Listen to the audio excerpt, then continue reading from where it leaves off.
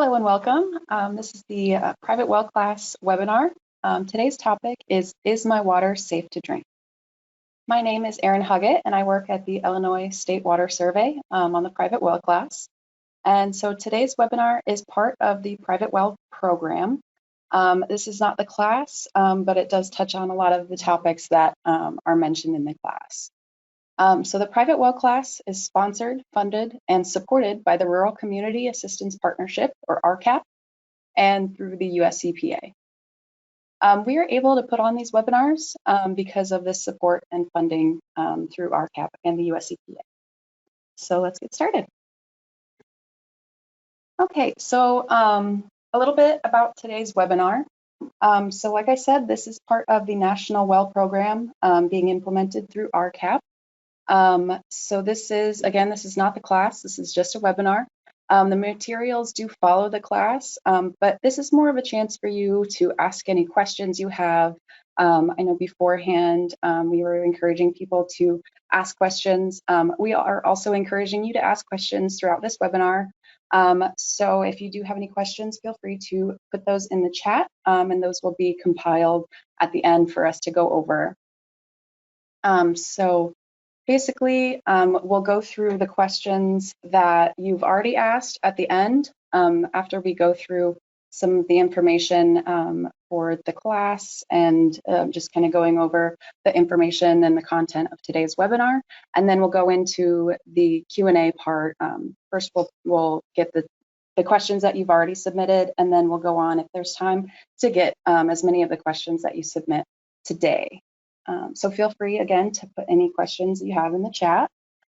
So this is being recorded, so it will be available on the privatewellclass.org, and it'll also be available on YouTube. So this is basically what we do for every webinar is we record it and then we post it on our website, so people in the future can watch those webinars as well. If you are getting credit, or if you're interested in getting credit for this, you are able to through, basically, if you're going through NEHA, it's a 2-year credentialing cycle. So if you've taken this same webinar within the last 2 years in your cycle, you can't get credit for this one. In the bottom right, you can see the dates that we most recently did this webinar. So if you attended any of those webinars, you can't get credit for this one, but if you didn't, you can absolutely get credit through NEHA, and then Illinois LEHP credit is also available for this webinar. We can provide you a certificate of attendance. If you need information about getting credit, just email us at info@privatewellclass.org, and we can definitely help you get that information about getting credit and the certificates. One thing to note about our CEs is that we no longer offer partial credit for our webinars. You have to be here for the entire length of the webinar to get credit. So this webinar is scheduled to be 2 hours. So if it ends up that it only lasts for 1 hour and 45 minutes, as long as you're here the entire time, you will get credit for the 2 hours. And if it ends up going long, say it goes for 2 hours and 20 minutes, you would need to be here for at least 2 hours to get that certificate. I understand schedules can be busy, so don't feel like you absolutely have to stay for the 2 hours and 20 minutes. If it goes long, we understand that people get busy. But definitely it is great information and great to hear from other people's questions and everything. So we highly encourage you to stay for the entire time. So just a little bit about our team. So again, my name is Erin Huggett. I am a senior scientific specialist at the Illinois State Water Survey. I will be hosting today's webinar. Steve Wilson is part of our team. He's our lead for the private well class. He usually does the webinars, but today I have stepped in to that role. So we definitely appreciate Steve's help today in answering some of the questions at the end. And we also have Katie Buckley on the call. And so Katie will be fielding some of the questions online, and she'll be compiling those for the end. She also does amazing work as an outreach specialist for our team. Sally Dolan is also a senior scientific specialist. She has her specialty in environmental health, and she has also provided some of the answers for today's questions. So we've got a really great team here at the Water Survey. So just a little bit about RCAP. So that, again, is the Rural Community Assistance Partnership. So here's a map showing the 6 regions of RCAP. Basically, what they do is that they work with drinking water and wastewater, including private wells, septic systems, as well as housing and economic development in rural areas. And so basically there's 6 regions, and each region splits up the United States and helps their local communities, find resources for that sort of thing, including, so basically, if you as a health professional, if you have questions about, getting a well owner an assessment or something like that, which I'll go over in just a little bit, basically they can help provide resources for you. They can go out to well owners and give that assessment, and some assessments even come with a testing, an analysis. They are also able to, like, if you have an event that you're trying to put together for like outreach, they're able to find speakers or even set up workshops for well owners. So if you're interested in getting in touch with your private well lead for your district, please let us know and we'd be happy to get you in touch. So here in Illinois, we're part of the Great Lakes Community Action Partnership. So say if you were in Texas, you'd be part of the Communities Unlimited. And so basically you have a private well lead in each one of these sections that can really help you with any questions and information that you may have. So definitely get in touch with us, and we'd be happy to put you in touch with your local private well lead. So this is kind of what I just touched on. This is the private well and spring assessment. So we actually have this on our website, and I'll go through our website in a little bit and show you where you can find this. But this is the private well assessment tool. So it's pretty detailed, and basically the goal of this assessment is just to find any vulnerabilities in your system, see that everything is sealed and maintained properly. That way that you are ensuring a more safe water system. It is very detailed, so an RCAP member would have to go out and do this assessment for the well owner. We don't encourage well owners to do this on their own, just because it is a little technical for the average well owner. It goes into a little bit of into detail about certain parts of the system. So we encourage either an RCAP member or a health professional or well professional to go out and do these assessments rather than the well owners themselves. Some of the questions in this assessment include, like, is there a well cap, and does it have a proper seal in place? Are there any backflow devices? What kind of pipes are in their home? Are there galvanized pipes or lead piping? And if they've ever tested their well water in the past. Oftentimes, this assessment can come with a free water analysis for the well owner. That's really to find out what's going on as far as the chemistry of the well water. And so far, RCAP has done around 4,000 of these across the country in the last 6 years or so. So that's really helpful to local well owners understanding their system. So some examples of why we do these assessments. It is really like a sanitary survey for private wells, but it helps educate well owners about their situation and their specific well. It also promotes best practices and encourages communication with the well owner to their local health department and to the local authorities that can help them understand their situation a little bit better. So some examples of bad well practices that can be corrected. We've had a lot of different scenarios that we've helped kind of correct. One example I know Steve has mentioned before is the Folgers can on the top of the well acting as a lid or a well cap. We've also seen a dog tied to, attached to a well, basically a dog tie out, just, hooked up to the well. And we've also encountered a well in the middle of a feedlot. So, this well was just surrounded by animals, and, animals doing their business. So we can definitely encourage those well owners to understand the best practices of well ownership. So one of the most important things is having a proper well cap with a proper seal. You can, ensure that nothing is broken. If your well casing is damaged at all, that's definitely something to note and fix. And then no animals nearby. So, not having your well in the middle of a feed lot. I know that's kind of a harder one to fix when you have to, then move your entire animal lot. That's kind of a difficult situation to be in. But the education is really important, because they may not have known that that's an issue before, talking to us. So it's really important to get that education and that outreach to these people, and get them understanding that that could be, a harmful situation that may be affecting their well water. So like I said, RCAP has roughly done 4,000 assessments in the last 6 years.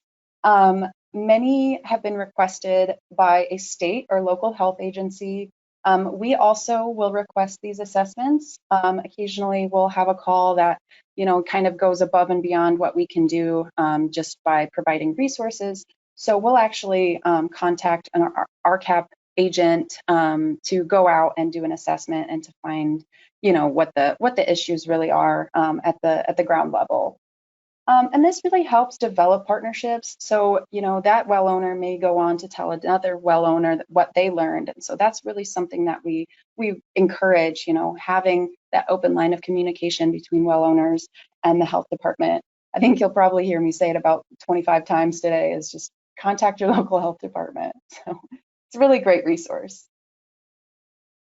So it looks a lot like our well assessment, but this is actually our on-site wastewater treatment system assessment.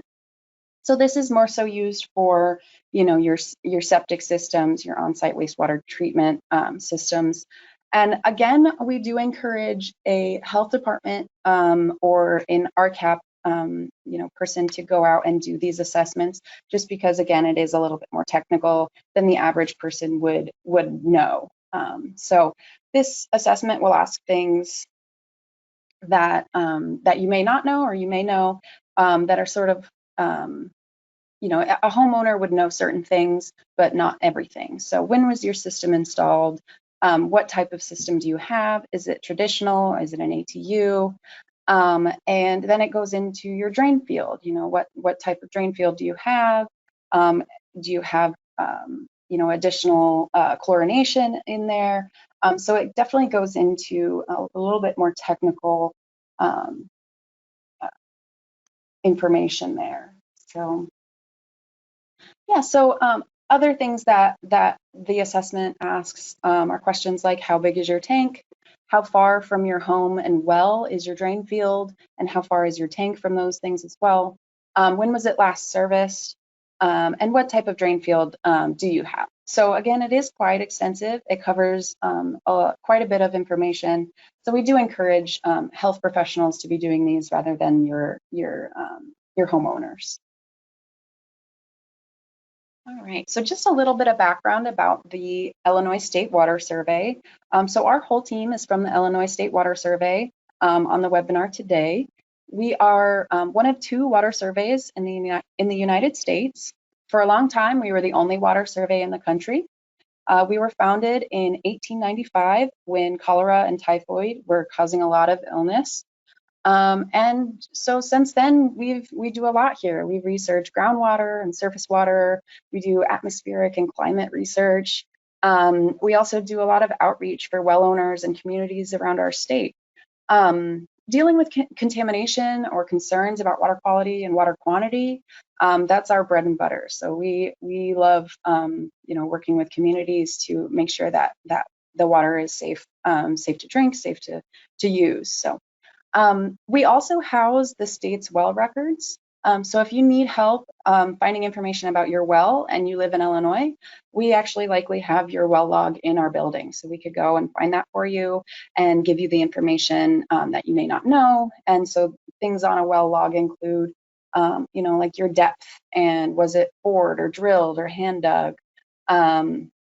What kind of casing do you have on it? And what aquifer are you in? Are you in a sand and gravel aquifer or are you in a bedrock aquifer? So all those things we can get just from the well log. And if you're in Illinois, we have that, likely we'll have that in our building. So since we were founded in 1895, we have a lot of history at this survey. We actually have a collection of glass plates showing images of that history. So this is actually a lady working in one of our labs around 1930. And I personally really love seeing this picture and just seeing how much labs have changed and then somehow also stayed the same at the same time. It's just really fascinating to see. Obviously, she's not wearing gloves, no proper PPE. But I've seen a lot of labs that look pretty similar to this. Maybe not with the barrels, but pretty similar to what they have going on here. So it's pretty interesting. So this is another glass plate image showing a community water well. And so these would be in town and basically for the community to use. They would have like a cup for people to come up and pump the water into and drink from that. Now, of course, these have been banned since they are a risk to public health. You can't have everybody drinking out of the same cup. Definitely would not fly in today's age. And so this is another image that we have showing a drill rig from 1922. Again, it's just so cool to me to see what drill sites used to look like. You can see that this is definitely different from the drill rigs that we see nowadays. And note that there's, again, no PPE, no hard hats, no high vis, nothing like that. So now compare that to this site, which is a modern drill site. You can tell how much has changed since the early days of our survey. Note that they're both wearing hard hats in this image. So we've definitely come a long way. All right, so just a couple of important points to remember. Private wells are not regulated, so it is up to the owner to be sure that the water is safe to drink. We hear people saying like, I've been drinking this water my whole life and I've never had it tested, or it tastes great, so it's definitely great water. And that's not necessarily true because well water, it can be the best tasting, safest water in the world, but you don't really know that unless unless you test it. So it can be, great tasting, but there could be contaminants in it because contaminants can be colorless, odorless, and have no taste. And so really the only way to know whether your water is safe is to get it tested. And so it's kind of a different thing than public water systems because, again, private wells are not regulated in the same way. Public water systems have to take care of the safety of their water. They're legally obligated to, they have to test it, treat it, and distribute their water to their, to the people that are paying them for their water. Roughly, I personally don't know this because I don't have a monthly water bill because I get my water from a well. But this estimate is from Steve. He knows he gets his water from a public water system, so he pays roughly $60 to $80 a month. That's for the community water supply. Now that is guaranteed to be safe according to the EPA standards. And so they have to test that and they have to treat it and make sure that it's safe before it gets to your home. When you're on a private well, this is entirely your responsibility. So you don't have a water bill, you're not paying $60 to $80 a month, but your well is entirely your responsibility. So private wells, you have to pay for the testing and the treatment on your own. And anything that goes wrong, if your pump goes out or some contaminant comes up in your well, you have the responsibility to test and treat for that contaminant. And it's all about being aware. So like I said, getting to know your well is really important. So learning about your well log, learning how deep your well is it a shallow well or a deep well? Is it a sand and gravel well or is it in bedrock? And what kind of pump do you have? How strong is your pump and where is it set in reference to your static water level and in reference to the bottom of your well? There are naturally occurring contaminants all over the United States. So we'll get into common contaminants and the locality of those things. But it's really important to know what risks you have based on your location. So again, we really encourage you to talk to your local health departments and understand what you are at risk for based on your location. Okay, so when it comes to testing your well water quality, there's a lot of questions that come up, and we get these questions all the time. What do I test for? Where do I collect the sample? How often do I test?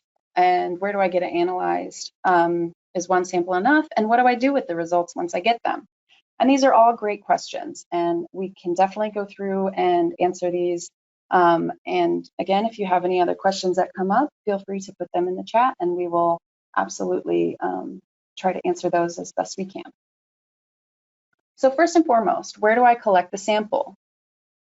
So the thing about a home water sample is that it could be from before your treatment. So say that you have a water softener and a sediment filter. If you take a sample after those things, you're going to get a different result than if you take a sample before those things. And it is kind of important for us to understand exactly like how well and how efficient your treatment system is working. So, think about if your water from the spigot tests one way, it could have a lot of hard minerals and that sort of stuff. It's hard water. Whereas after the softener, it's not hard, but then your sodium is higher. And so we'll get into an example of that in just a second. But the point is that the water will chemically change as you put it through different treatment systems. And so that's definitely something to understand and keep an eye out for.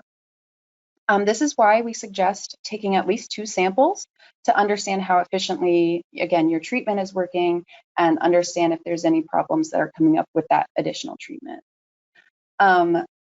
So it's also important to understand why you would take 2 samples. So say you take your sample outside at the spigot and then you take a sample at your tap and you notice, that your lead went up, your lead levels went up. Well, then you should definitely try to see if you have any lead piping in your home or if there's any lead fixtures or connectors. Because that indicates that there's something going on between your spigot and your tap. So that's really important.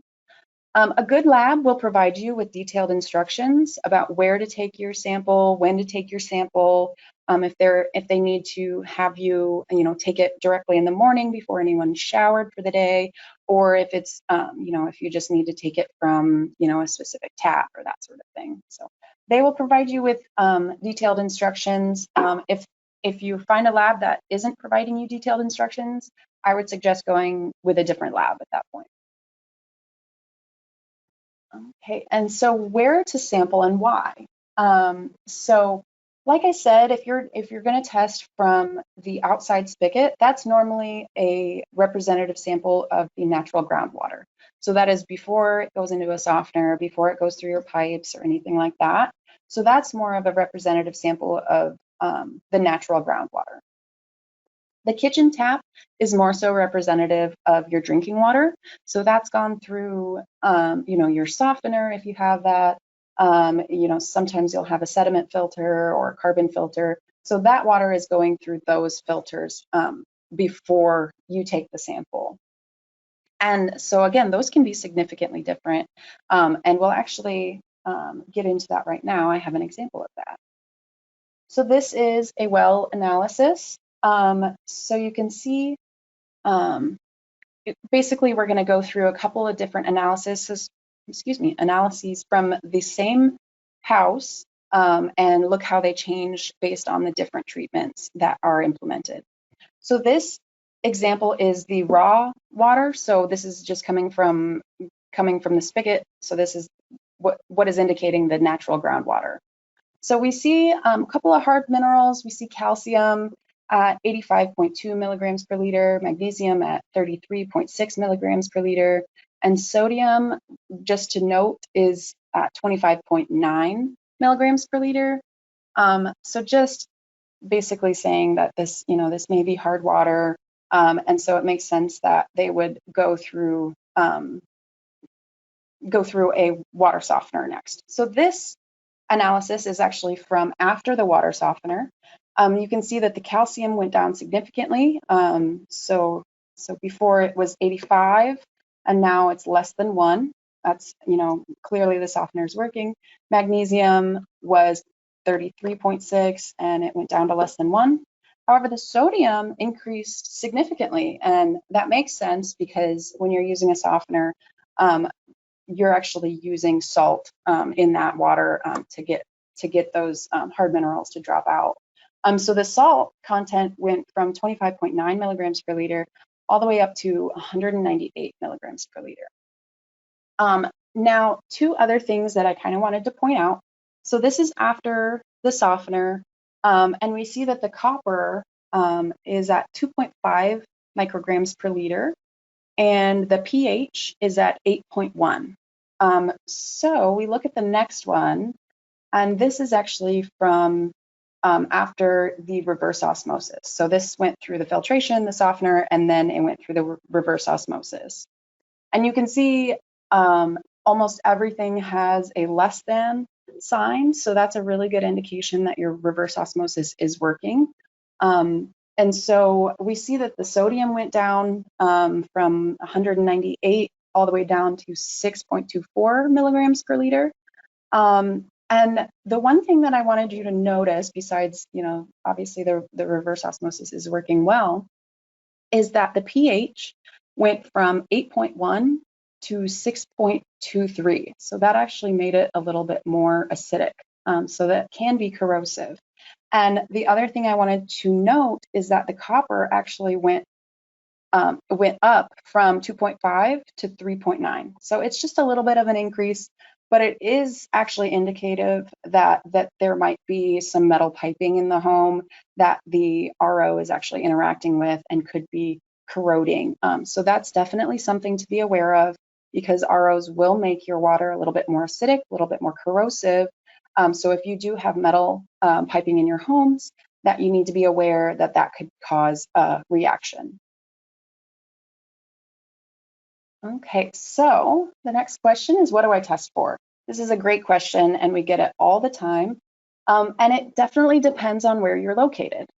We do have a list of suggestions for every well owner, but it's not exhaustive, and contaminations can be hyper-regional. So basically, you may have a contaminant that someone, in the county over doesn't have that contaminant, or it could be that you have this contaminant and maybe someone even closer, like down the block or so, doesn't have it. We see that with radon. Houses next to each other sometimes will have radon and the other house won't. So it can be very, very, very regional as far as what contamination you might have.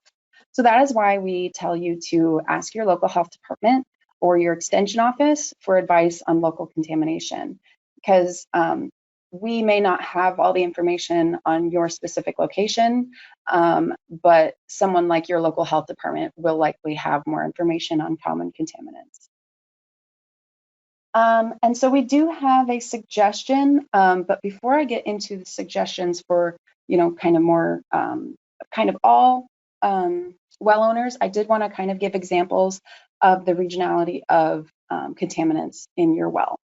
So this is a map of Rhode Island, and you can see that these little greenish dots are actually known contamination spots for beryllium. And beryllium is not a contaminant that we would normally suggest testing for. Not that no one has beryllium, but it's definitely not a super common contaminant that we would suggest right away.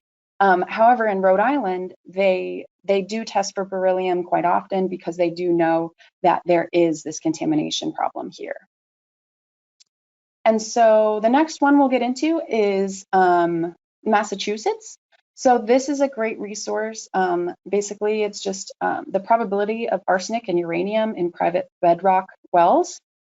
And so, you know, arsenic and uranium are very harmful contaminants. And so this is a great resource to use. You can enter your address and you can see the risk of, you know, the probability of your well having arsenic or uranium in the water. So it's really important to know these resources, look them up for your state. And we'll go to the next one, which is, so this is a public website for the Wisconsin DNR developed, and it's basically to share water quality information from public samples. So what you're seeing here is basically arsenic data. So the likelihood that you will have arsenic in your well. So here we have Winnebago County in red.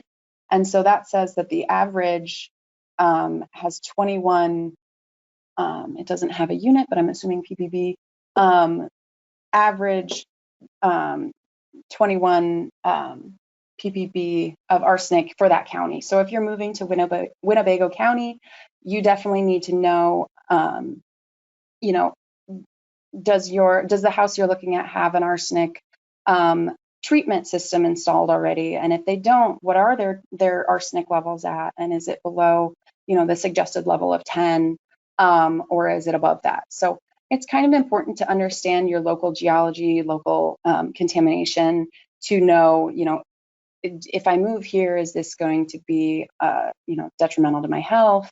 Or am I able to treat this and effectively remove that from my well? And for something like arsenic, you're absolutely able to effectively treat that and remove arsenic from your water. So this is our suggestions for sampling for pretty much all well owners. So annually, we always recommend doing total coliform bacteria and nitrates.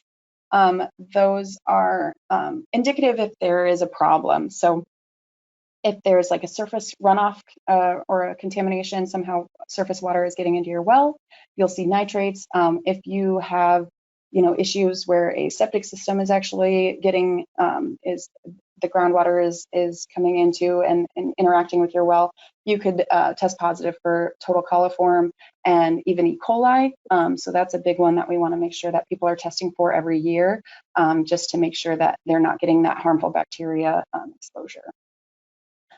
Initially, and then every 3 years, we encourage well owners to test for fluoride, iron, lead, manganese, sulfate, pH, hardness, copper, zinc and cadmium, especially if you have metal or copper or galvanized piping.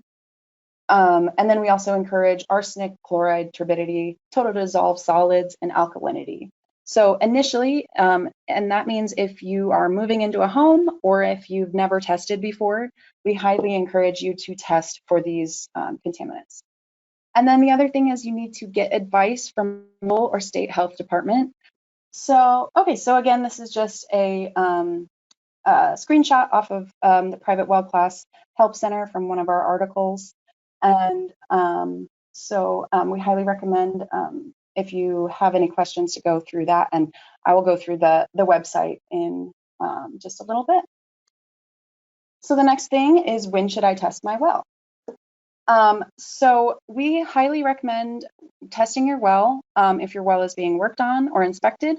It should be tested. So if anytime you're opening your well cap, you need to test your well at least for total coliform and bacteria afterwards. You should also test your well after disinfecting. So this is because sometimes when you disinfect your well, it can be that the you know, total coliform or bacteria is still there afterwards. And so you'll need to follow up with a sample, make sure that that well is truly disinfected before you are able to drink that. Make sure that you have a second source of water during that time if you need to use bottled waters or that sort of thing. You just want to make sure that you are able to follow up with that test and ensure that it is in fact disinfected. And the other time is when there's an emergency response event. So if there's a flood or a fire, you can see in this picture to the right, this is actually after a fire. You can see the melted plastic from the pump parts in the well. So you know during this fire that plastic actually melted into the well water. And so that's really something that you know you can test for, and you'll know it'll be there.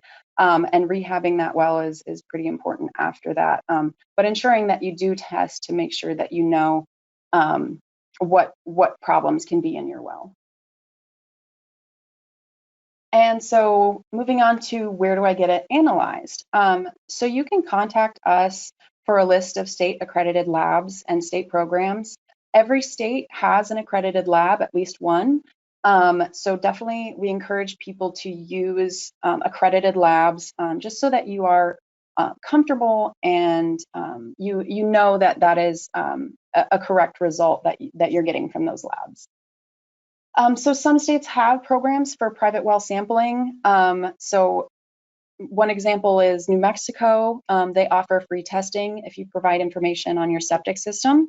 They're doing a program basically where they want to identify septic systems to understand sources of contamination. And so basically they're using a free well test as an incentive to have that information come forward, basically. Again, a good lab will give you detailed sampling instructions. They'll explain, you know, when you need to take the sample, how long you can have the sample before you need to send it off. A lot of times with bacteria, you need to send it off within the same day. And so we definitely make sure that your sample instructions are made clear. If you have any questions, ask the lab. Make sure that you understand everything before you send that sample in, because you don't want to, you know, have something that affects the analysis. So this is finding a lab. And so one way that you can find the lab is just Google EPA certified labs. It'll bring up the list for you. So you can see here the top result is the certification of laboratories that analyze drinking water. And that's through the EPA. That's exactly what you click on. And if you don't want to Google it, we can actually provide you that link. So Sally will drop that link in the chat. And so this is what you'll see. This is the certification of laboratories for drinking water. And you see that there's a contact information for certified programs and certified laboratories for drinking water. And there used to be a map at the bottom of this page. Now there's no longer a map.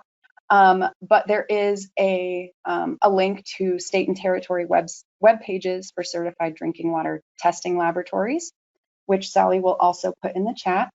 And so basically what this is that you can go state by state and find a certified lab through the EPA to get your well water tested. And then when it comes to interpreting results, it can get a little confusing. We've had a couple calls come in where people are really freaked out, where they think, oh my gosh, my analysis is, you know, off the charts. It's way above, you know, what the maximum contamination level is. And so, you know, we've actually gone through and realized that it's really easy to misread these analysis. So basically, if you're looking at the wrong number, you could think, oh my gosh, my sample compared to that number is giant, but it could just be actually the one of the numbers that they put on there is indicating how low the instrument can actually test something. And so that number gets really confusing sometimes because people think that that's the maximum contamination level, when in all actuality, it's just showing how precise the instrument is. So that's definitely something. If you're ever confused about your analysis, you can absolutely take them to your local health department to get somebody to explain this to you. We can also do that if you give us a call or email us with your analysis. We can absolutely help you get through that analysis and figure out if you have a problem, if you don't have a problem. So a couple of things as far as interpreting results go. If you do have something in your well, it's always a good idea to resample just to confirm that, just to make sure that there wasn't a problem with the lab or something like that. So resampling to confirm is always a good idea. If you have bacteria in your well, so if you come back with a positive total coliform or E. coli test, you should find a secondary drinking water source, or you can boil your drinking water until you can shock chlorinate and retest. Again, you don't want to be drinking that water until you can shock chlorinate and retest. Make sure that that is safe water to drink. One website that we actually have, we encourage people to use, is the Be Well Informed guide. And so this one is the New Hampshire Department of Environmental Services.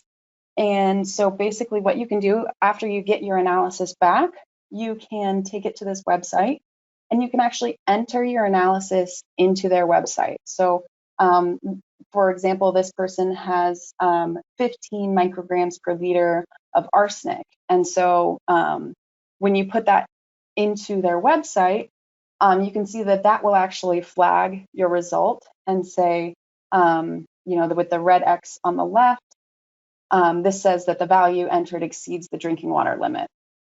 And so if you do come back with that type of analysis, it'll actually recommend different treatments for you to remove the arsenic or remove the contaminant that is exceeding the drinking water standard. And so it gives you a couple of different things. It gives you interpretation of the results. So this says your water does not meet the federal and state drinking water standards because it contains more than 0.01 milligrams of arsenic. And it also gives you health concerns. So what can happen if you are consuming water that has more than 0.01 milligrams of arsenic in it?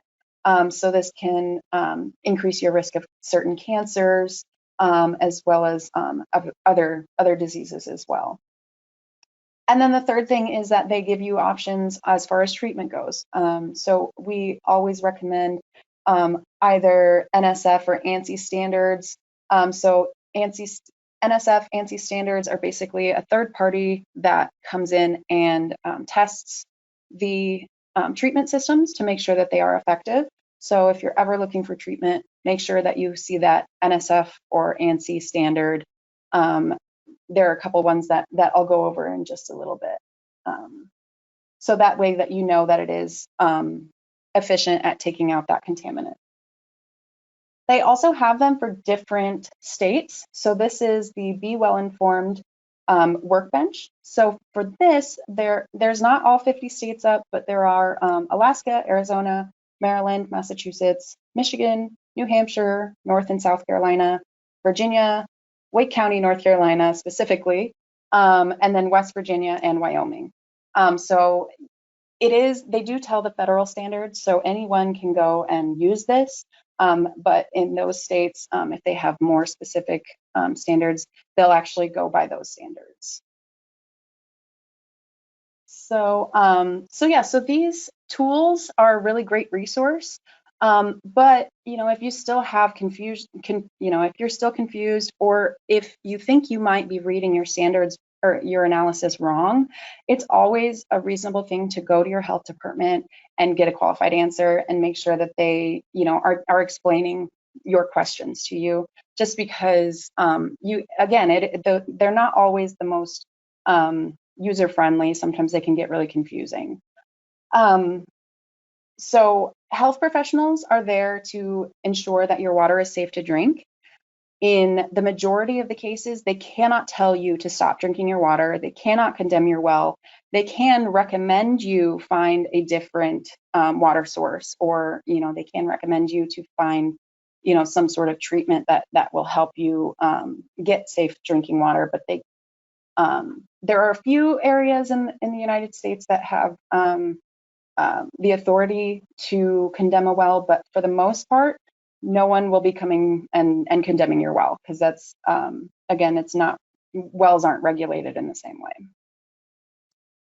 So if you do test positive for bacteria like total coliform or E. coli, you should disinfect your well. And so this is commonly referred to as shocking or shock chlorination. And so the Minnesota Department of Public Health has actually put out a very useful step-by-step guide on how to disinfect your well. And it's very helpful. And I would say you are likely able to do this yourself if you feel confident that you're able to, open your well. If you feel confident that you can use power tools and you're not going to drop a bolt or something down your well, then I would say that you could probably do this on your own. If you're not comfortable in that in any way and you don't really feel comfortable using bleach to disinfect things, then I would recommend getting a well professional to come out and do it for you. But it's up to you as far as what you're comfortable doing. And so this shock chlorination guide, it goes through quite extensively, what you need for disinfecting, whether how big your well is, how deep your well is.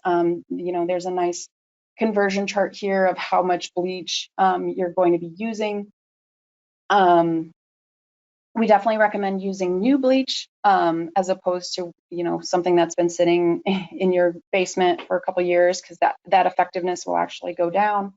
But that's all mentioned in this guide. And again, it's put out by the Minnesota Department of Health. So they're a really great resource as far as well owners go. And it also goes over the procedure for your treatment. So a lot of times you can't just pass the bleach, the chlorine water straight through your system. It can really harm it. So you want to make sure that you read through what to do with your water filters and your softeners before you try shock chlorinating your own well.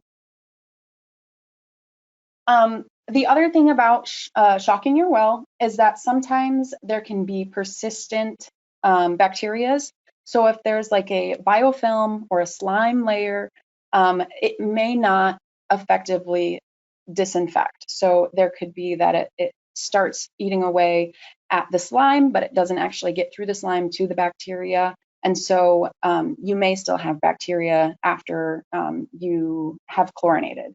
Now this could take, a couple times to shock chlorinate. If it's a really bad case of biofilm or slime bacteria, then you may need to do further rehab for your well, which actually we have a question on later on, so I'll be touching on that. And if it is like a continuous source that is getting into your well, you may need something called continuous disinfection. So that could be a continuous chlorine or a UV. Both of those have their pros and cons.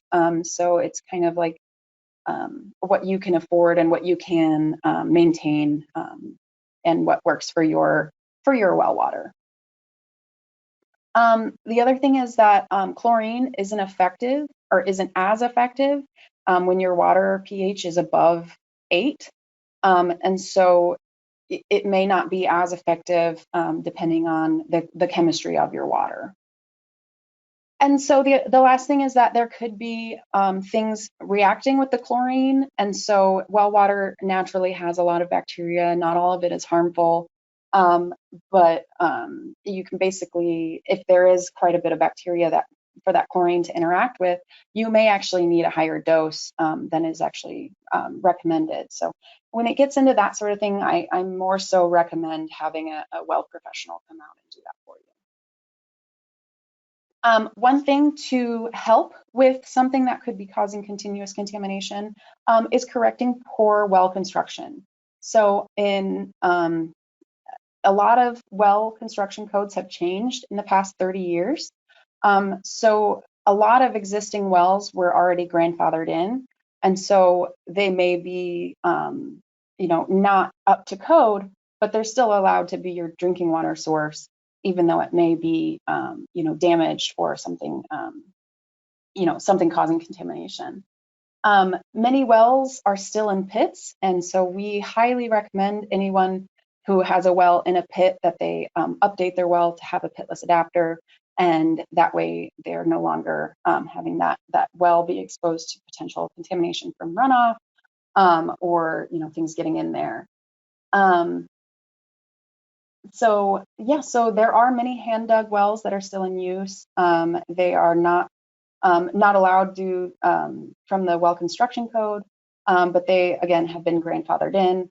This hand dug wells can commonly be a source of contamination just because they are a lot of times more shallow. So anytime surface runoff gets close to them, and it'll basically just leach into that shallow aquifer and get sucked up by your well, and then that's your drinking water. So we definitely recommend having more deeper wells. So these types of poorly constructed wells are a problem for two different reasons.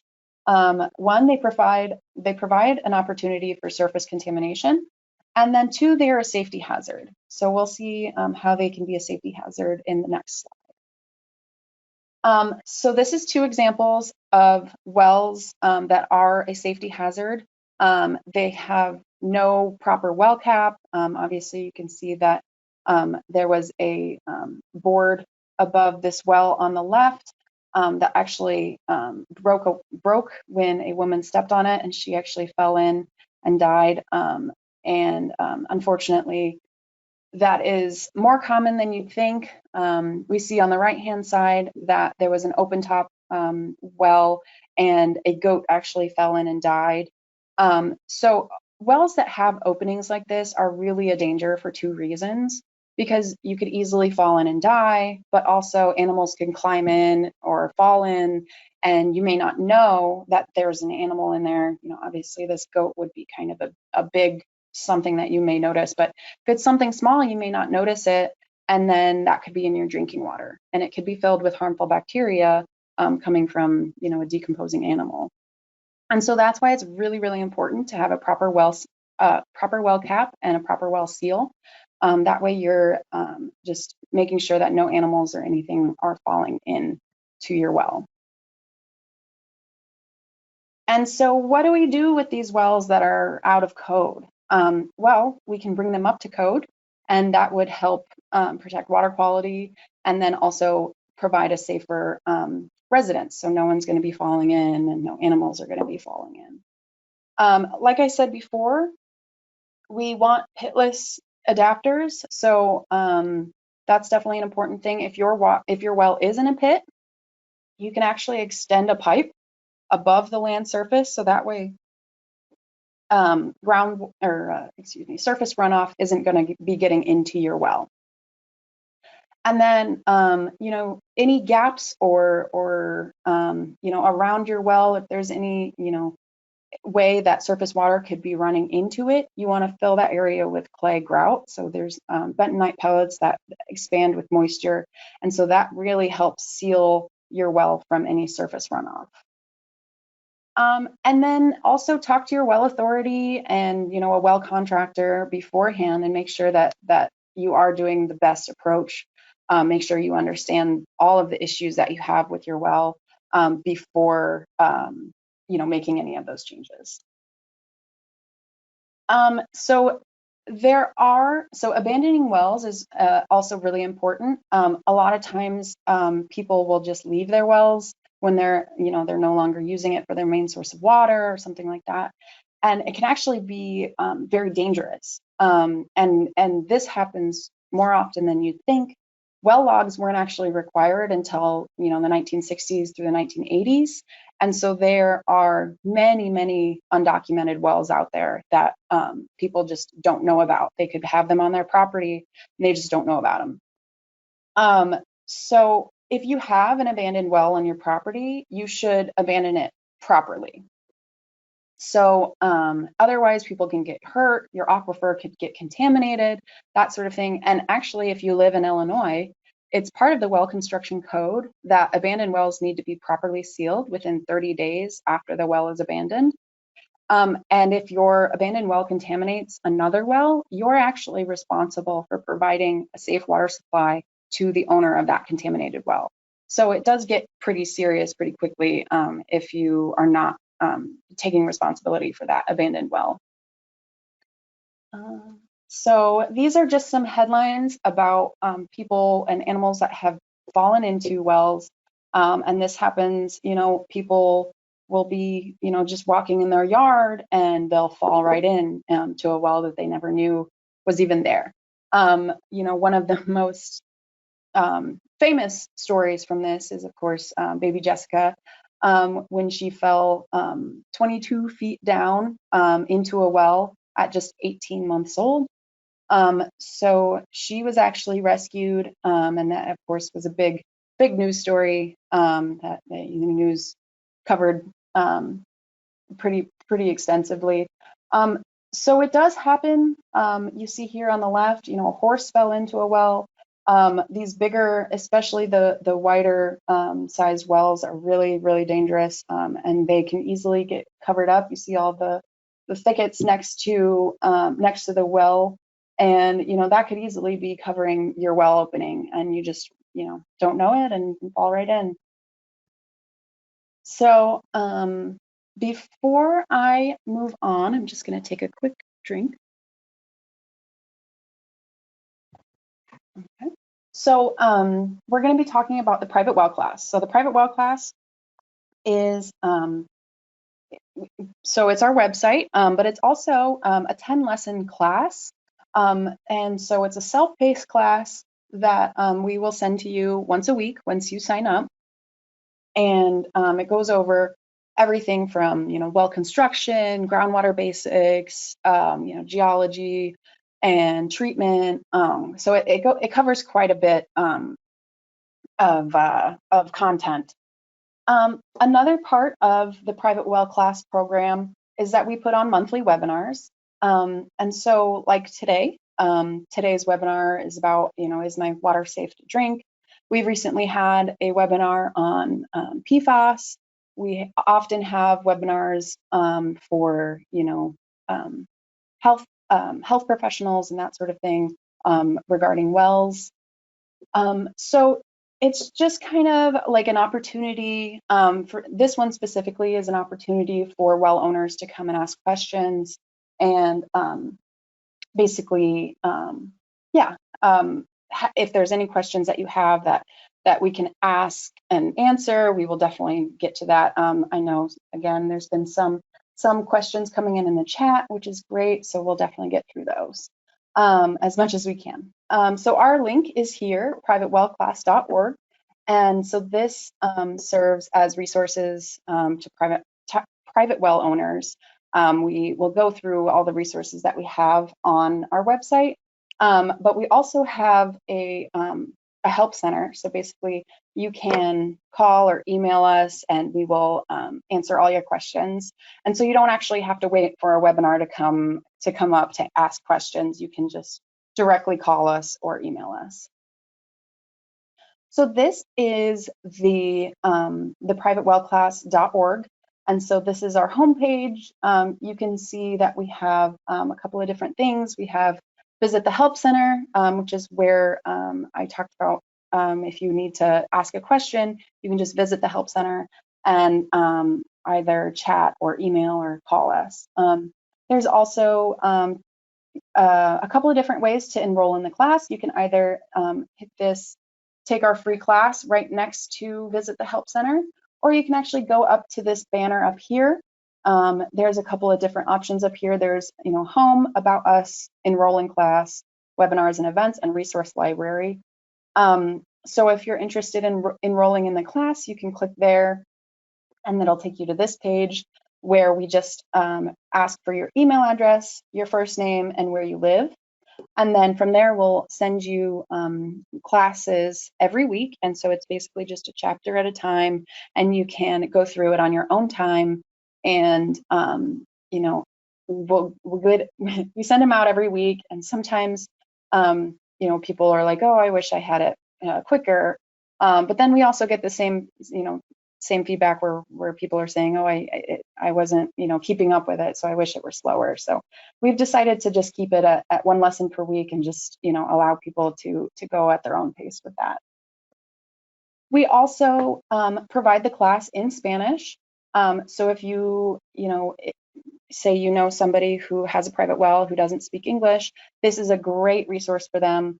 It goes through all 10 lessons in Spanish and really does a great job at providing that information to Spanish-speaking people. So this is an example. At the top, you can see we're in the resource library. And so these are basically just resources for the class itself. So as you're going through the class, you may find something that's cited or some image that is basically from one of these information from one of these resources here, and they're really a great resource to go through. If you want more information about certain topics, you can go through and get that information from a second source as well. So, and like I said, we do webinars. So this webinar here was about outreach strategies for working with private well owners. This one was done in June of 2023. We have done this one a couple of times. So I don't believe this is the most recent one of these webinars. And that goes for, certain webinars we will do more often than other webinars. So for example, funding and financing options for private well owners, that's one that we do relatively frequently because that is a question we get asked quite a bit. But the one that we don't do very often is what well owners need to know about lead in drinking water. So we did that one in 2018. That was kind of at the height of, the Flint, Michigan lead crisis. And so we wanted to put this information out there at that point. However, the science hasn't really changed since then. So we haven't done this again.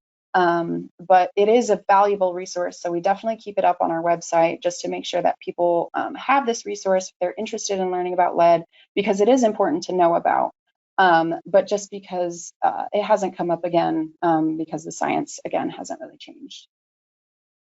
If you are interested in learning more about lead, we have here in our resource library again, and you can also find it at privatewellclass.org/lead. So this is information about lead and health effects, lead in drinking water, and then also like filters for lead reduction, which filters are actually proven to work for lead, and how to find the filters that do work. So this is again another webinar. So what should I know about a shared private well? We get this question a lot. Shared private wells are a tricky situation in general. So if you are on a shared well, I highly encourage you to watch this webinar. It's definitely important to understand your rights as a shared well owner and how agreements can be made. This is another example of one of our webinars. So this one is, why does my well keep losing pressure? This is one of our most viewed webinars, and basically a lot of people have issues with their pressure in wells. So this kind of just goes over, what a pressure tank is, how it can work, and how your well can be hooked up to the pressure tank, and how that system all works, so that you hopefully in the future don't lose water pressure. Another part of the private well class program is our Tap Talk, which is a drinking water podcast. So Steve Wilson and Jennifer Wilson interview water professionals, and specifically in regards to wells.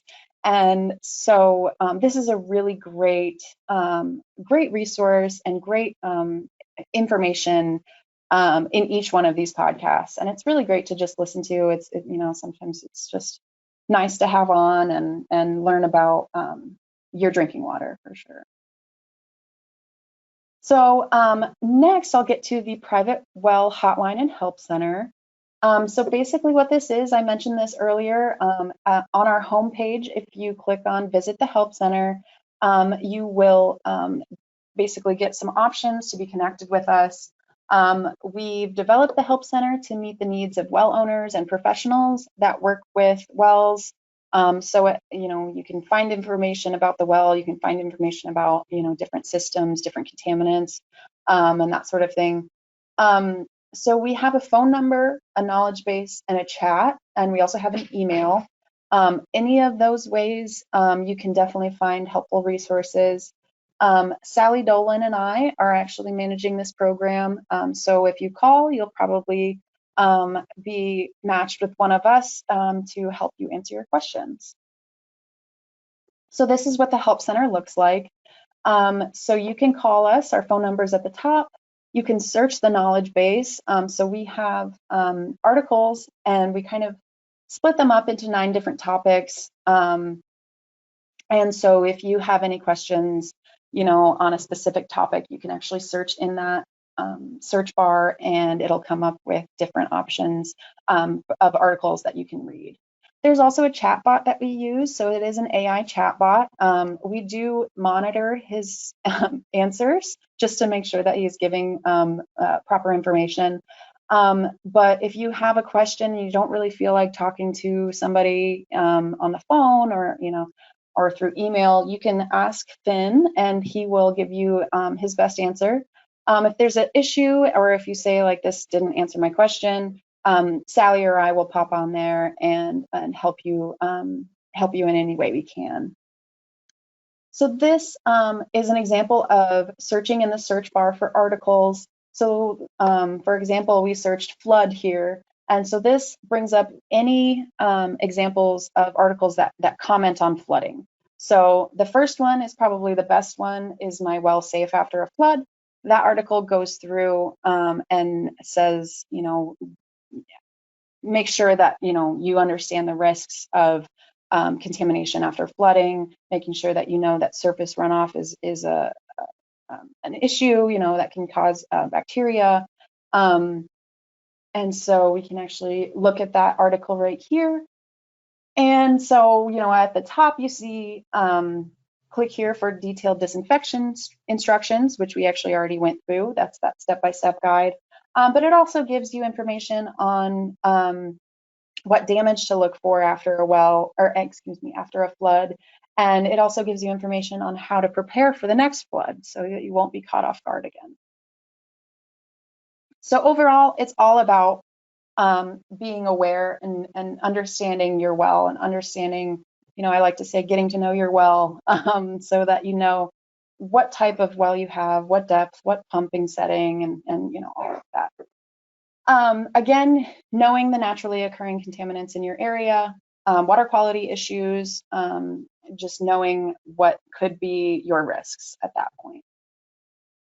And learning to ask the right questions, and again, sampling your well. So our goal is to give well owners direct, targeted information and advice. So why is their well important? Why should they understand how it works, and how to help them protect themselves from risk? And that's really the biggest point, is just understanding your well, making sure that you understand your risk and how to mitigate that risk once you understand it. So it's really, really important for those 3 things. So now we are at the submitted questions portion of the webinar. So we received a lot of questions, so I will be going through those. We are also still getting those questions from the chat. Katie is putting them into a Word document, so those will be collected as we go. And so again, all of our webinars are recorded.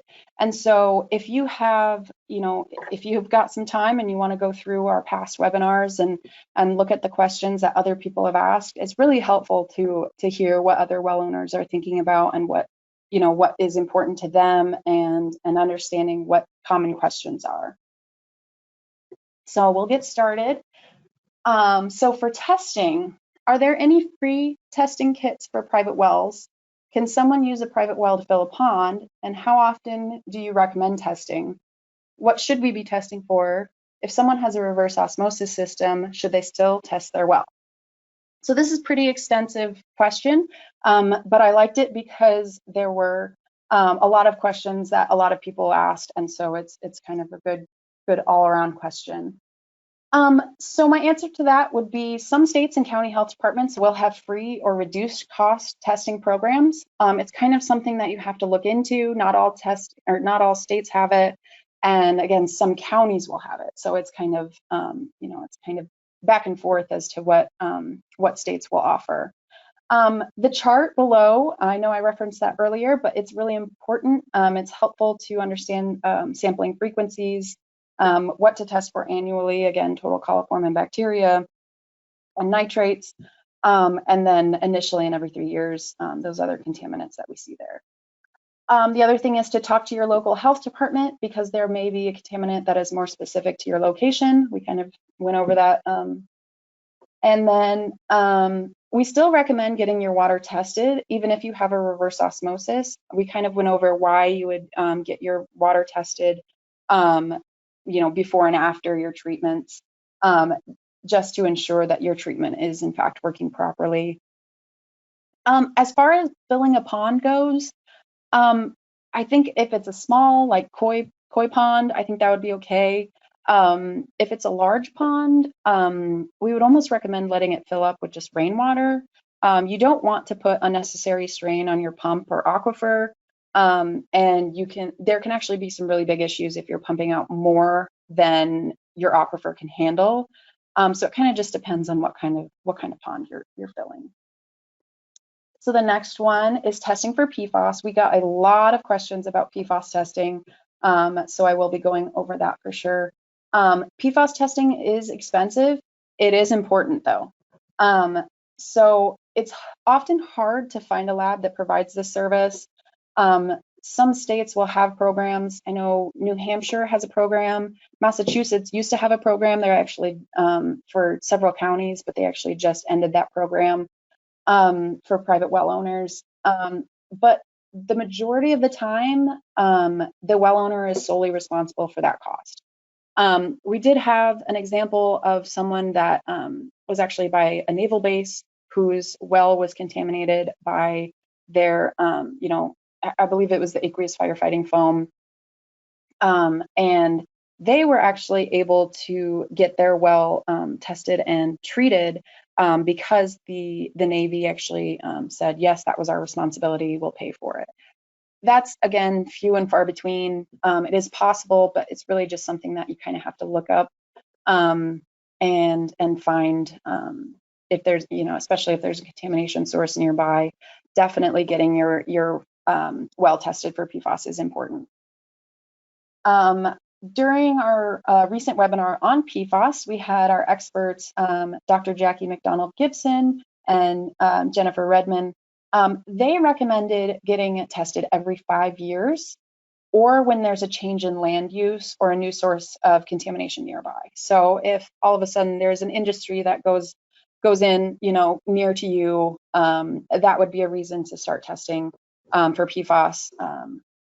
Other than that, if you test for it and it's not there, it's likely that you won't have a problem for at least, some time. So that's why she recommends at least every 5 years. The state of Massachusetts actually recommends every 10 years. So there is kind of some debate on the frequency, but in my opinion, the every 5 years is a good starting point. So this question is, we had a test done on our house and we're purchasing, but aren't sure how to read the results. So we kind of went over this, but if you go to your local health department, obviously they will be the, probably the quickest, way to understand your results. If you don't want to go to your local health department, you can absolutely email your results to us at help@privatewellclass.org, or you can give us a call, and that's our phone number right there. That would be the best way for us to help you read your results, which we're more than happy to do. We can also help suggest treatment options before you meet with a treatment professional, if that's something that you need, according to your analysis. And again, your local health department would be able to help you understand your analysis. So treatment, our water softeners, ozone material filtration, and any other water/well treatments recommended. That depends on your analysis. So if you have You know, if your analysis comes back and you have certain contaminants, we definitely recommend you getting treatments. You know, if you have hard water and you don't want hard water, you can absolutely get a softener. You know, nothing against that for sure. So the answer that I gave was different treatment options are available based on your needs. After a certified lab tests your water, we can suggest treatment options to help you find a qualified specialist. One thing that we always want to make sure is that you're getting a treatment system that is third-party certified. So whether it's WQA, which is the Water Quality Association, UL or NSF or ANSI, any of those third-party certifications will ensure that your treatment actually meets certain standards so that it is actually effective at removing, you know, those contaminants. So I put this screenshot in here on the right. So this is again from the Minnesota Health Department. And it actually is a really helpful guide that we can use. So say you have, you know, well, let's go with PFAS. So PFAS is down there. And so the effective treatments for PFAS is a carbon filter or a reverse osmosis. So those two treatment systems are known to be effective at removing PFAS from drinking water. Now, you will have to go and find the certification saying that, you know, this removes this specific contaminant, which you can go through the Water Quality Association or the NSF gold standard certified products. Those will both tell you if it is certified to remove those contaminants. So this one, this was, what is the best way to clear iron bacteria that is getting into your toilets or holding tank from the well water? So iron bacteria is very difficult to get rid of once it sets in. The best thing to do is to disinfect before it becomes a problem. So that would be, you know, shocking your well or adding a continuous chlorination or a UV, something like that. You know, prevention is the best defense, I would say.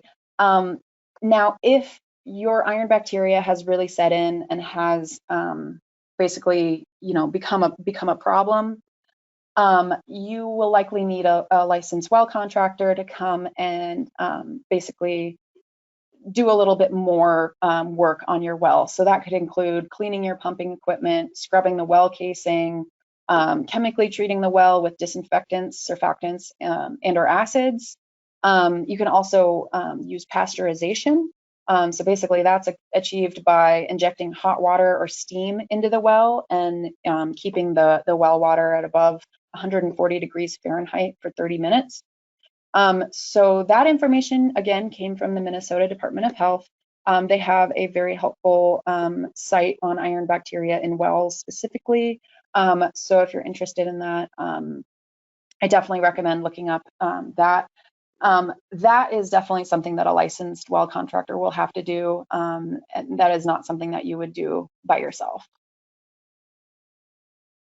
Okay, so this one is about arsenic. It says our water test came back with an arsenic level of 13 ppb versus the 10 ppb allowable. We use the deep well for irrigation, but how concerned should we be using it for pet or occasional human consumption?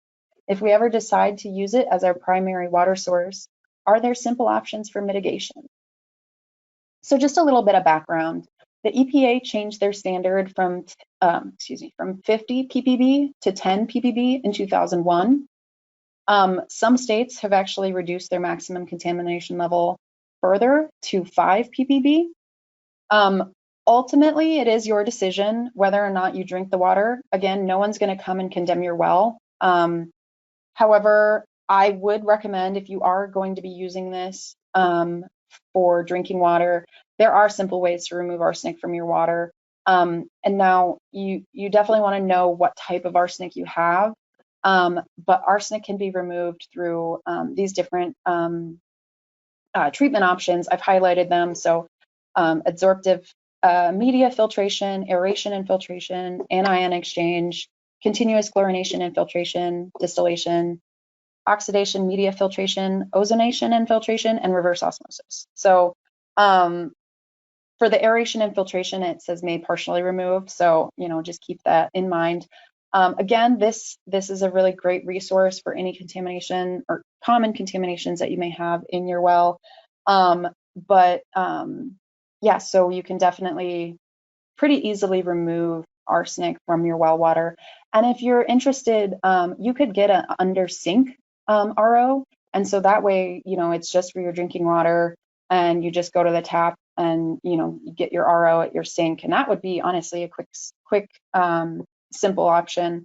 ROs can be expensive, so that is one thing to keep in mind. But arsenic's one of those things that continuous exposure can cause issues in the future.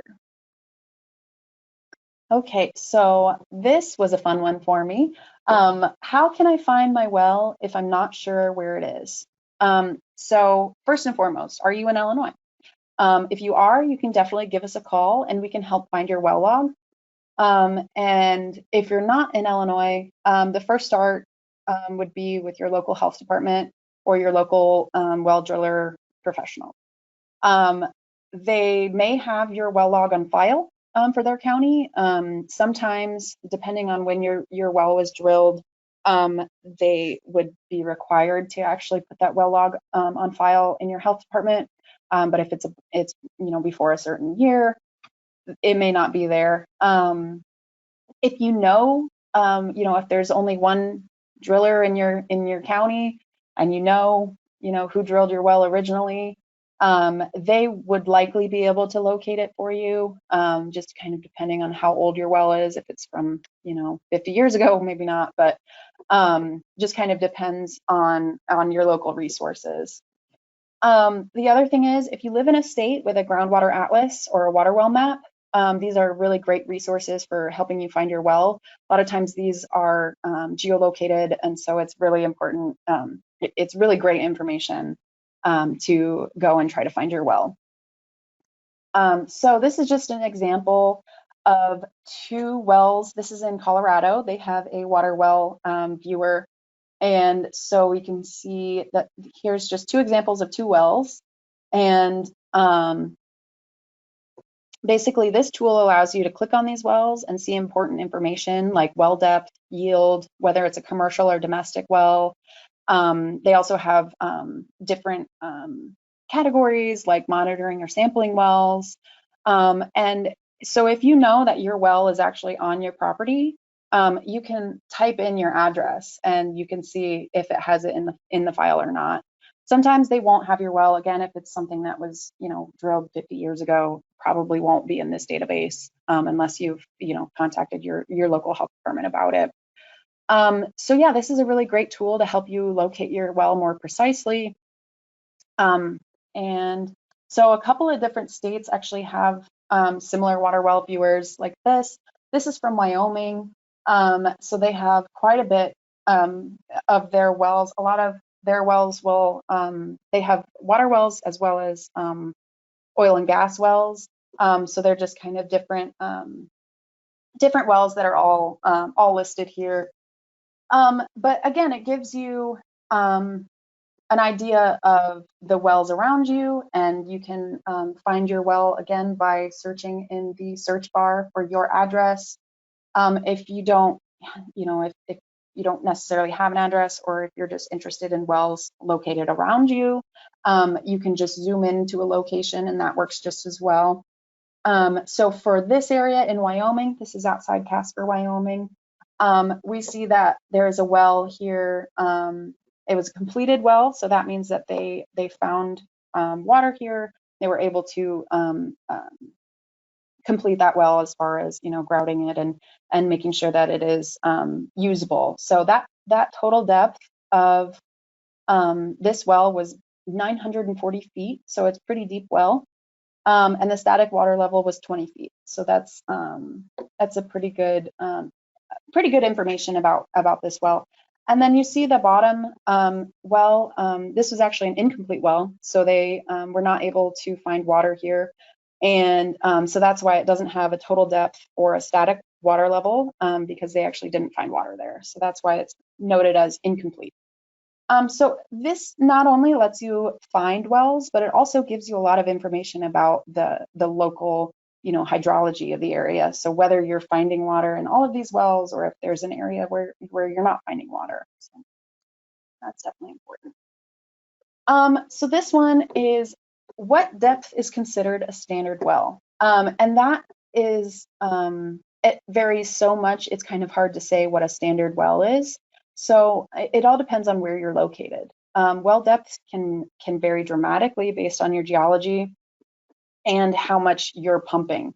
So if it's a public or private water supply, we see here on the right, this is on the top, it's a domestic supply wells, and then on the bottom is a public supply wells. Obviously the public supply, you're gonna have a lot more deep wells, simply because they are pulling up more water than just a private well supply would. But so you can see in red, the explanation for these colors. The red is a more shallow well, and then as you get deeper, it turns to blue. So we have anywhere between 10 to 50 feet and more than 1,000 feet. So it's kind of tricky to say what's a standard well. We typically refer to shallow wells as 20 feet or less. And these are the ones that are susceptible to surface contamination that we were talking about before. Whereas deep wells are typically more than 100 feet.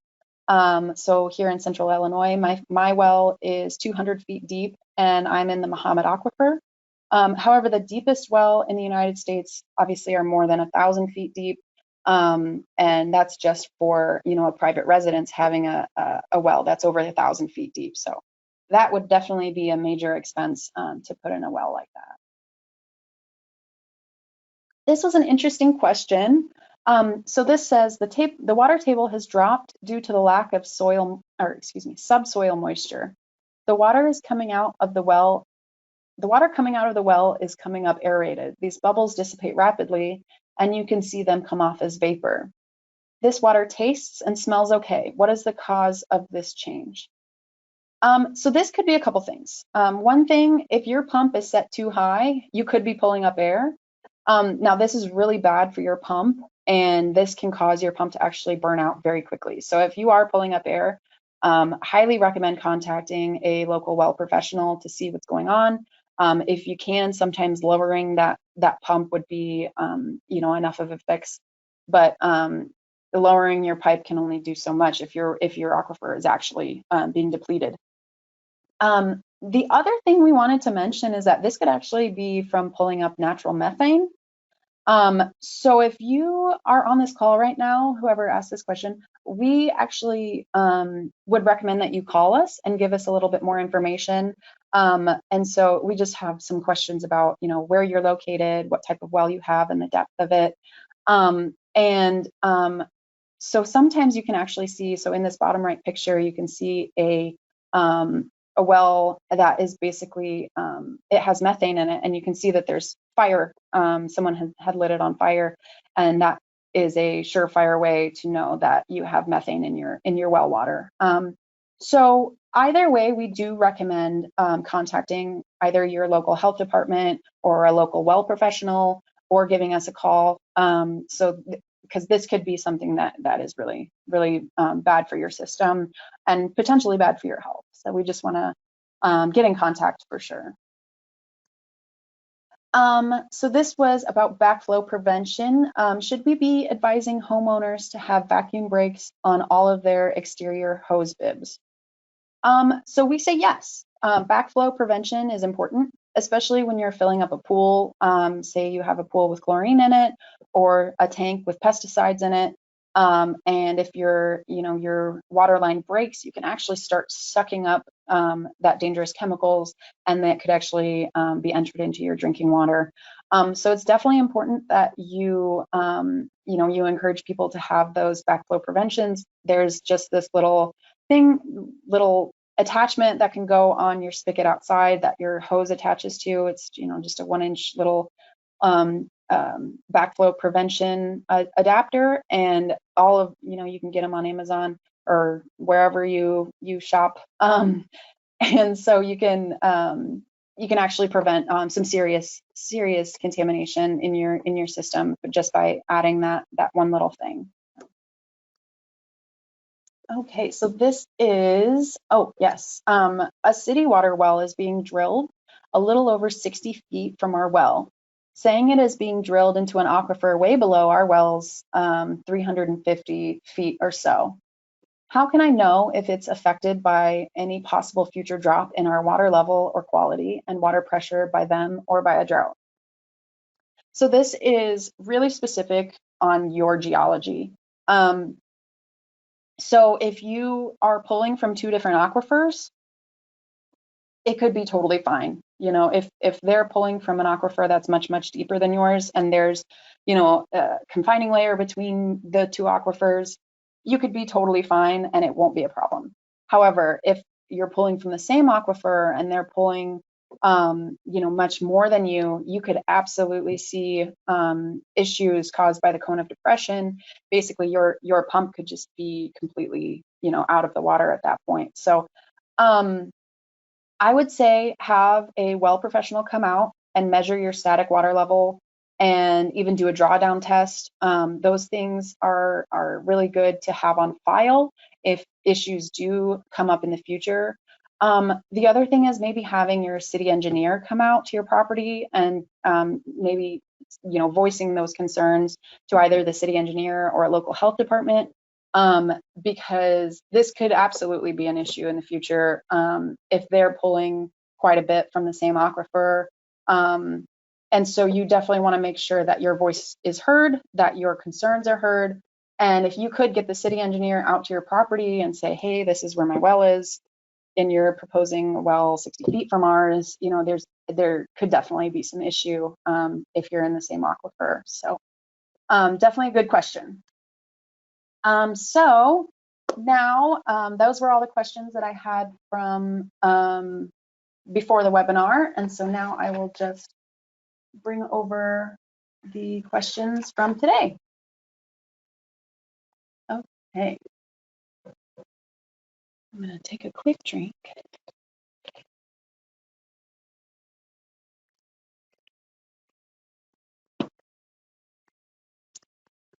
Okay. Does any of this information pertain to small public well systems? Okay, I will zoom in on these so people can see them. I'm new to our public well 20 houses HOA committee, and I'm trying to learn as much as I can about wells. Yeah. So I would say for a small public water system, it's kind of similar to like a shared well. You definitely need to know your rights when it comes to that. If it is in fact a public water system, they do need to provide testing yearly for that, and ensuring that you are getting safe drinking water. So it is a little bit different than a private well system. Do you want me to expand on that, Erin? Yeah, if you'd like to, definitely. Sure. I mean, anything over 15 connections is a public water supply.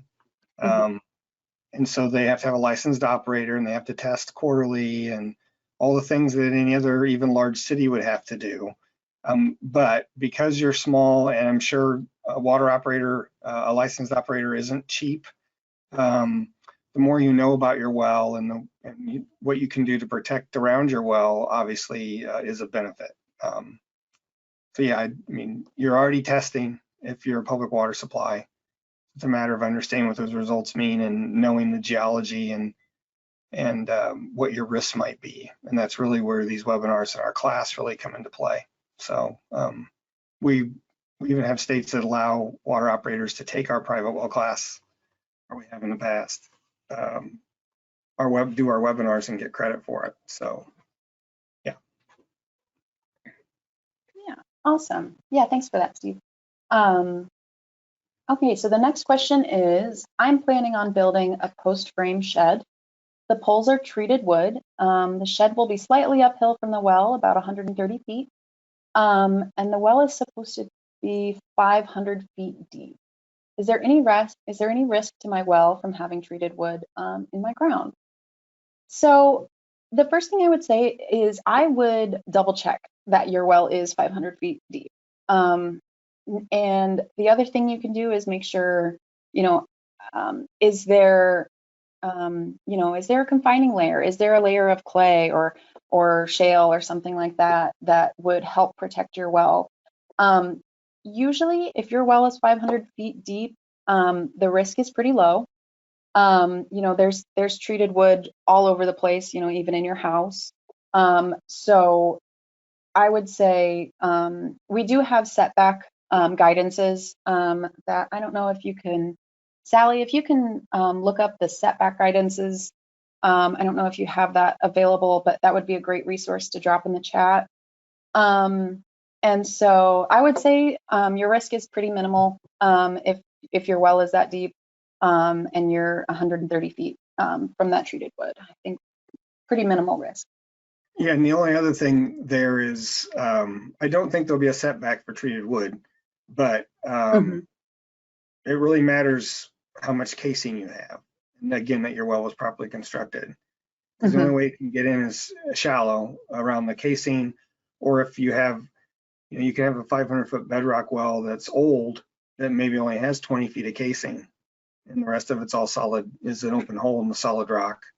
If that were the case, then it's more susceptible to stuff from the surface. Not that it would be, or um, I don't know enough about treated wood to know exactly what's there and how it degrades or moves in the environment. So that's the other thing to find out, I guess. Mm-hmm. I think there is some information out there on treated wood, like railroad ties that are treated with creosote. I think there is some information on those and the risk to your well water. But again, if it's you know most houses are going to be made with treated wood, so if there's I would say there's probably minimal risk as Sure. far as that goes. But yeah, you're right. There wouldn't be a setback specifically for treated wood. Um, yeah. So the next one is, can you give me a little bit more information on a well log? And yes, absolutely. I wish I had an example of a well log, but basically a well log is just when a driller is drilling a well, they have to provide information about the well that they're drilling. So that could include information on your casing, information on the geology. So as they're drilling down, they'll make notes about what geology they're going through. So, from 0 to 5, it was sandy soil. From 5 to 20, it was sand and gravel. That sort of thing. So it gives information on the geology, on when and where they drilled it. It also gives information on casing, their pump. Sometimes it'll give information on your pressure tank if that's installed at the same time. And then it gives you a location as well. So that's it's just all really helpful information that the driller writes down at the time of drilling. Okay. For most home water testing, do you need to request these testing parameters? So I'm assuming this is talking about like a lab. If you're talking to a accredited lab, you will need to talk to them about what you want tested. So a lot of times labs or health departments will actually offer pretty limited testing just for like bacteria. And so while that's a good thing to test for, it's not everything you need to test for. So at that point, you would need to request additional testing from the lab and go from there. Should shock chlorination be done on a recurrent quarterly basis or only when needed? So our recommendation is that you only do it when needed. So if you have a positive coliform test, positive bacteria test, that is when you should shock chlorinate. And then after shocking, make sure you retest just to make sure that it was effective. You shouldn't be doing, you know, once a quarter or something just because. We don't recommend that. You should really only be treating for contaminants that you have. Okay. So the next one is, in coastal areas, how high does the sodium level need to be to indicate saltwater intrusion? So that's a great question. That may be, Steve, correct me, you know, jump in if you want. That may be something for your local health department, just because, you know, it's not something that we deal with every day. We do have some resources. If you'd like to call or email us, we have some maps of current indications of saltwater intrusion. I believe the map I'm thinking of was New Jersey. I could be wrong on that though.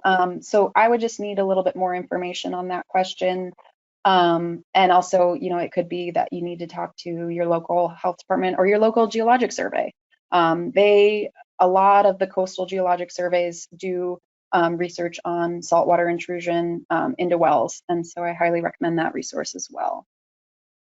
Yeah, and I would say that, you know, we have areas even in Illinois where there's salt water from inland seas that have been buried in bedrock that are now upwelling into some of the shallow aquifers.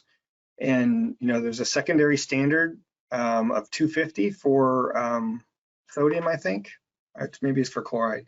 Anyway, when you get above about 250 milligrams per liter, you can start to taste it.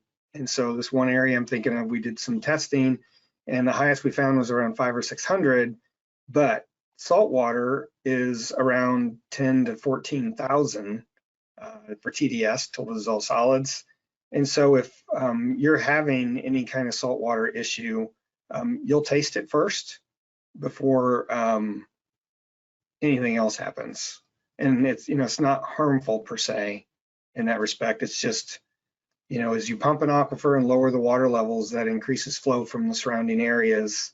And, you know, your area may have a program for that. And what Aaron mentioned is, yeah, your geological survey, or if there's another agency in your state that samples for water quality, like from monitoring wells or things like that, they would be your best source to find out if there's anything going on. But, you know, there's some areas of the country, like, you know, Los Angeles pumps 100 million gallons a day back into the ground through sand beds to both recharge the aquifer that they're pumping from, and also to hold back salt water from getting in the aquifer. So it's, you know, as water levels in the oceans rise and more water gets pumped from groundwater, we're going to see a lot more of this happening in some areas.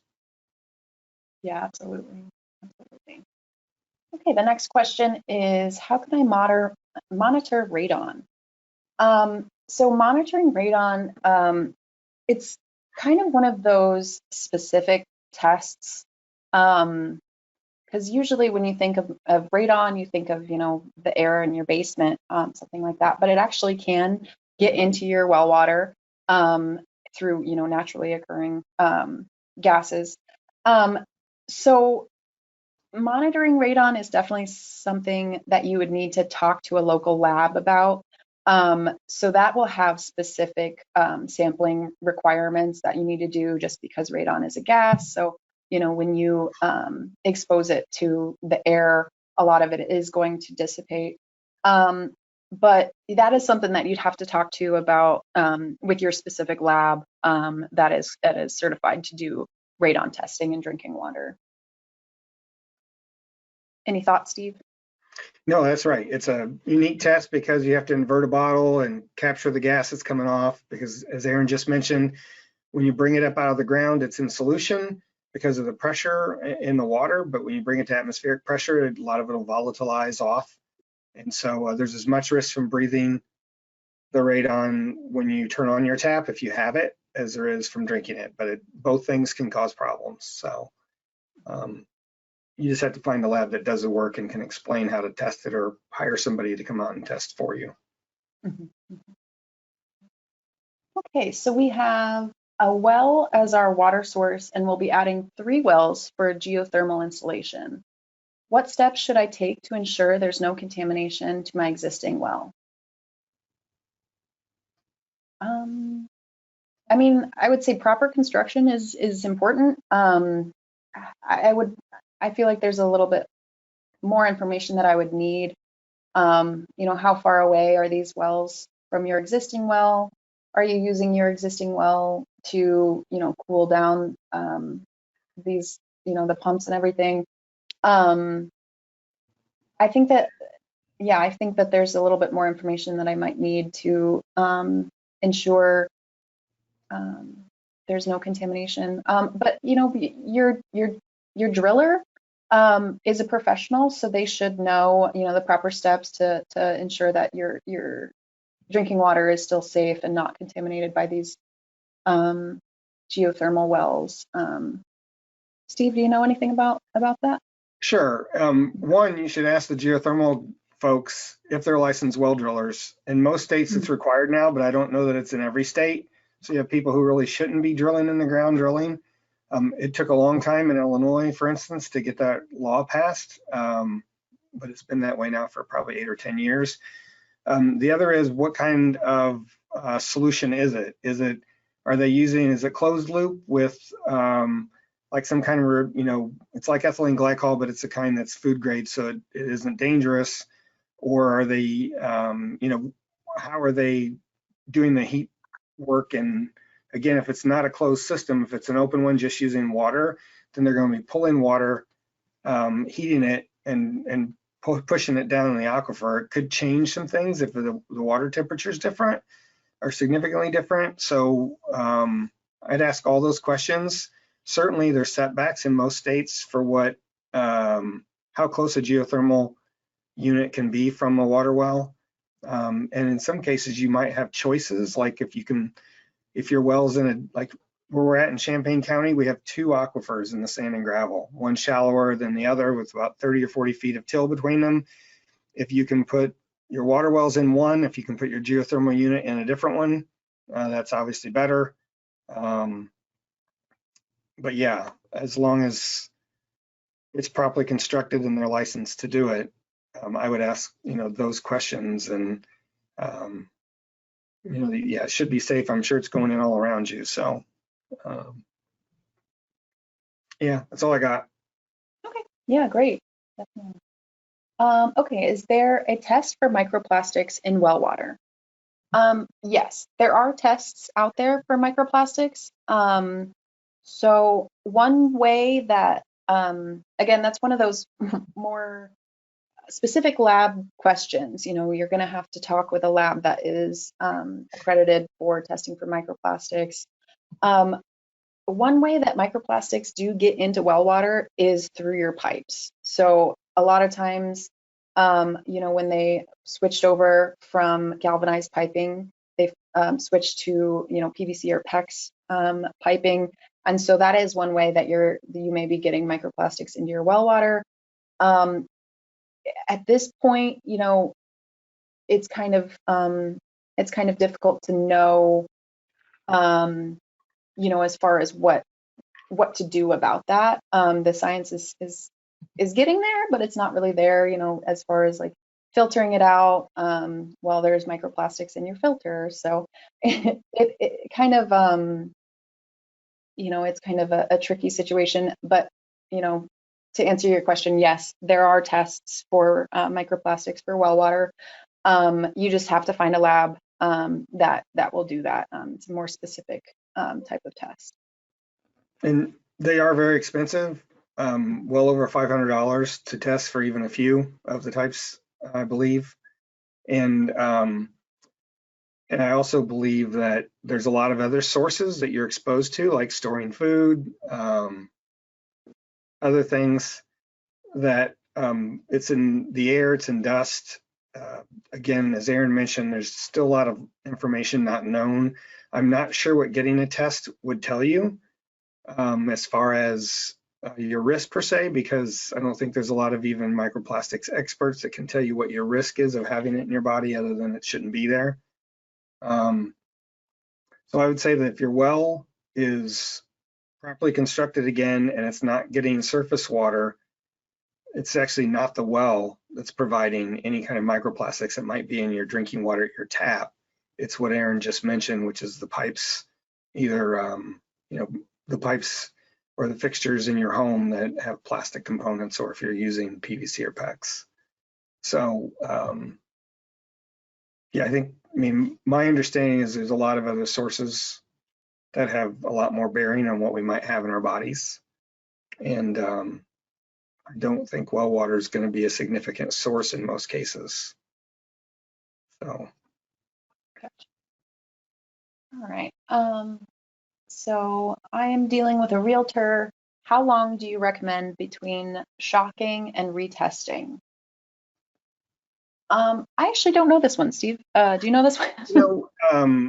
When you properly shock your well or disinfect it, the last step after it's sat overnight and you've chlorinated all the lines is to run all the water out from every line to make sure there's no chlorine in the system anymore. And if you've killed the bacteria, then you should be able to pump your well water into your home, and it's, just like it was before, except hopefully bacteria free.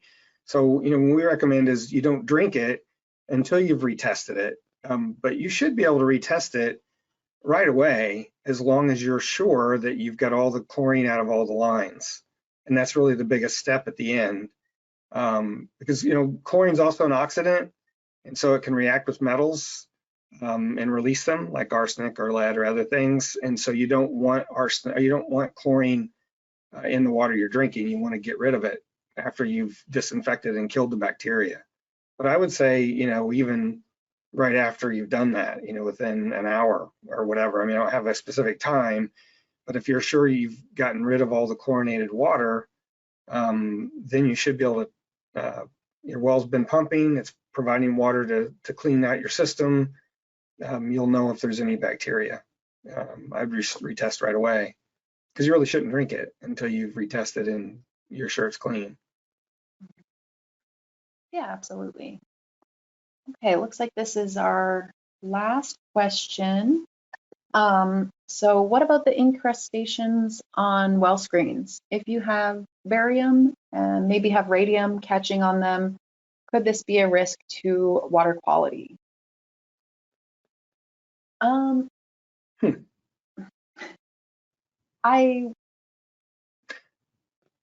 mean, is this talking about when you're rehabbing and getting the, like jetting the screen and making the, Yeah, I don't know that I've heard of radium and barium being the, the oxides of whatever that clog on your screen and build up. I mean, I have no experience with those things per se. I know that whenever you do have a lot of incrustation on a well screen, you acidize it or you use mechanical methods to clean it, and then you pump it to waste until you're satisfied that you've got everything out of the well. So whether that's a risk or not, it'd only be if it was in the water, right? I mean, barium and radium are can be in water itself, and so if they're encrusting on your screen, that means they're probably in the water. So I don't know that the incrustations, I guess, are an issue. It's that your water just has those constituents in it. Yes, and I'm not sure how to even frame that, Aaron, because I mean, if it's clogging on a well screen, it means it's coming in with the water and it's in the water itself, right? So I don't know that the clogging would have any bearing on. I mean, it's already a risk if it's there. Is my point, I guess. Yeah, I would say. I could see like if you maybe if you're like jetting the well and you know, you're kind of getting the incrustations kind of broken up and stuff. But you should be pumping all of that out, you know, before you're going back to drinking that, so that you're not, you know, increasing your risk. So I think that's the only thing that I could think of as far as an increased risk, other than, yeah, it's already in your water if it's on your well screen. So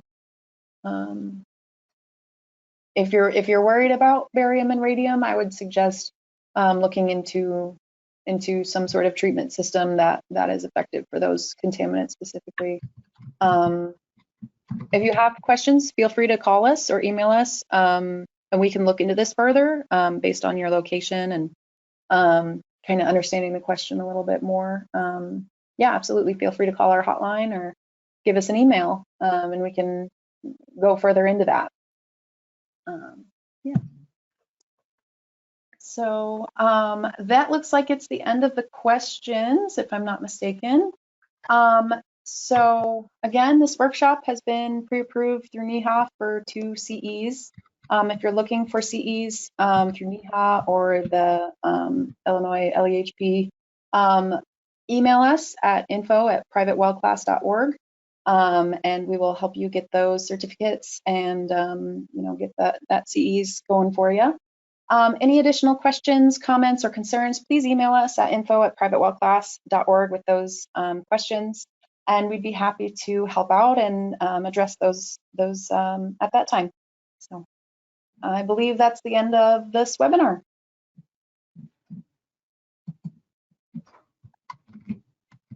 Yes, everybody have a great day, and thanks so much for attending.